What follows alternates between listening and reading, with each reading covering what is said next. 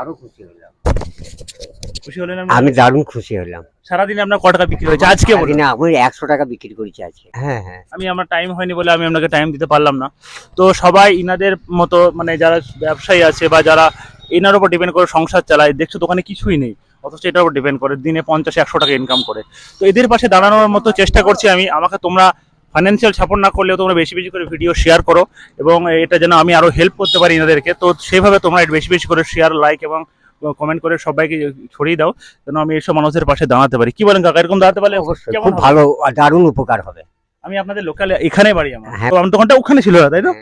আচ্ছা। জার্মানের জায়গায় ছিলাম, জার্মান আমাকে তুলিয়ে দিল। আমি আচ্ছা। বলেছিলাম তাহলে আপনি খুশি তো এখন? আমি এখন ভগবানের আশীর্বাদে খুশি, আশীর্বাদ করছি। আচ্ছা ঠিক আছে, আপনাদের আশীর্বাদটা চাই, আমার কিছু চাই না, যেন আমি আরো এইভাবে সবার পাশে থাকতে পারি।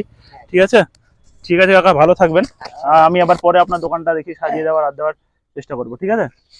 আচ্ছা।